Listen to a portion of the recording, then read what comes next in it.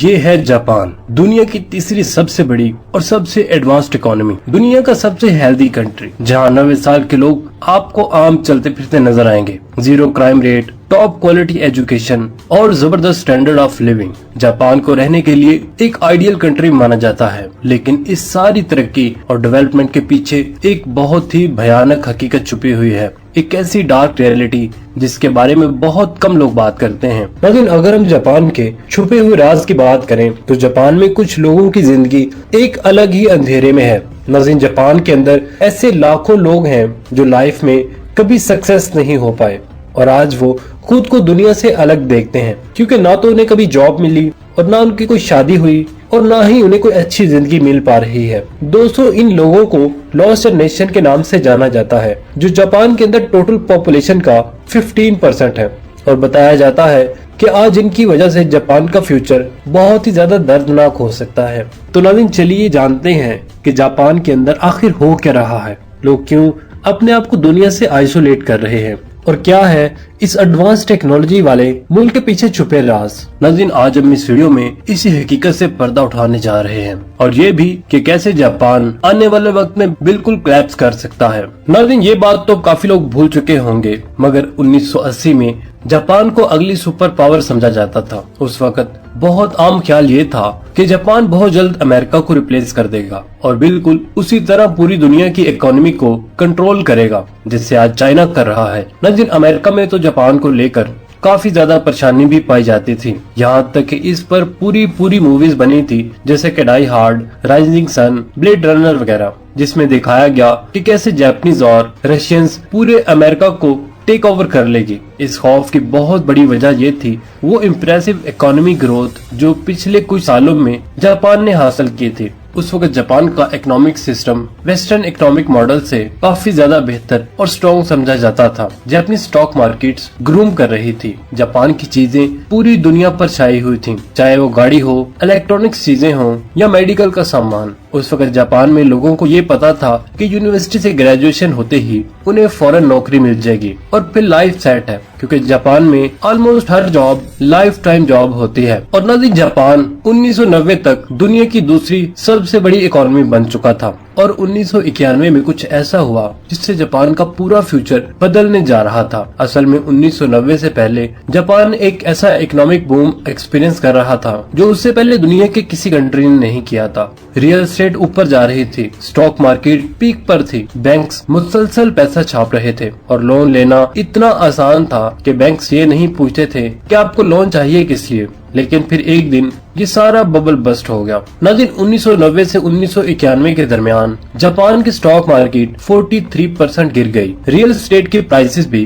50% से ज्यादा गिर गई। लोन की अनलिमिटेड सप्लाई की वजह से लोगों ने लिटरली ज़ॉम्बीज कंपनी खड़ी की हुई थी जो कई साल पहले बैंकरप्ट हो चुकी थी, मगर बैंक से लोन मिलने की वजह से वो कभी बंद ही नहीं की गई थी। जापान की मार्केट इस पूरी तरह से कोलैप्स की कि कोई भी उनमें इन्वेस्ट नहीं करना चाहता था। जापान अब इकोनॉमिकल टाइगर से सिर्फ मैन ऑफ एशिया बन चुका था, लेकिन ऐसी ऊंच नीच तो इकोनॉमीज में आती रहती हैं। तो फिर जापान के साथ ऐसा क्या डिफरेंट हुआ? नाज़रीन, असल में जापान के साथ कुछ ऐसा होने जा रहा था जो उसकी एक पूरी जनरेशन को इफेक्ट करने जा रहा था। नाज़रीन, इस पूरे हादसे को समझने के लिए हमें जापान के जॉब कल्चर को समझना पड़ेगा। नाज़रीन, जापान में आपका कैरियर शुरू होता है शुशुकु कट्सु से। ये एक जॉब हंटिंग प्रोसीजर होता है जिससे हर यूनिवर्सिटी ग्रेजुएट को गुजरना पड़ता है। सारी बड़ी कंपनीज सिर्फ फ्रेश ग्रेजुएट्स को हायर करती हैं और हर कैंडिडेट को बहुत सारे इंटरव्यू से और स्क्रीनिंग प्रोसीजर से गुजरना पड़ता है। इस टफ प्रोसीजर से गुजरने वाले कैंडिडेट को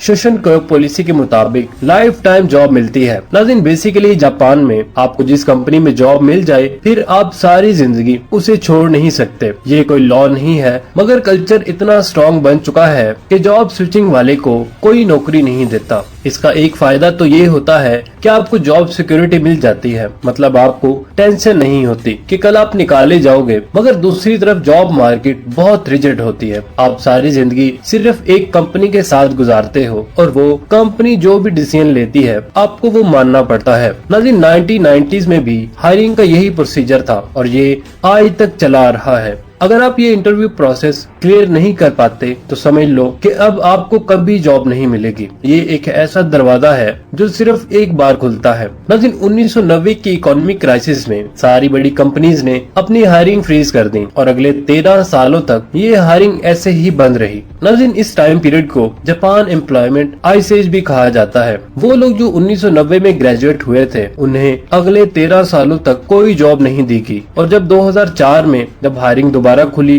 तो वो 30 से 40 साल के हो चुके थे और कोई जापानीज कंपनी उन्हें हायर करना नहीं चाहती थी क्योंकि वो तो सिर्फ फ्रेश ग्रेजुएट्स को लेते थे। ये एक पूरी जनरेशन थी, तकरीबन 2 करोड़ लोग, जिन्हें the lost generation of Japan कहा जाता है। नाज़रीन, इस जनरेशन के कुछ लोग तो अब लोग पेइंग जॉब करते हैं, लेकिन ज्यादातर लोग ऐसे हैं जो अपने पेरेंट्स के साथ रहते हैं और उन पर डिपेंडेंट हैं। मतलब 30 से 40 साल के लाखों लोग जो आज भी अपने पेरेंट्स के पैसों पर गुजारा करते हैं। नाज़रीन, इनमें से कुछ लोग हिकिकोमोरी हैं। मतलब ये वो लोग हैं जो इस अरसे में इतने ज्यादा डिसअपॉइंट हुए कि उन्होंने अपने आप को सोसाइटी से बिल्कुल कट ऑफ कर लिया। ये सारा दिन घर में पड़े रहते हैं, पेरेंट्स के पैसे पर गुजारा करते हैं, ना कोई काम करते हैं और ना ही किसी से कोई कांटेक्ट करते हैं। और यहीं से जापान की दूसरी प्रॉब्लम शुरू होती है। जापान दुनिया के उन चंद कंट्रीज में से एक है जहां के लोगों की उम्रें बहुत लंबी हैं। नाज़रीन, जापान की 30% आबादी 60 साल से ऊपर है और इसीलिए जापान को सुपर एजिंग कंट्री भी कहा जाता है। इस सुपर एजिंग पॉपुलेशन की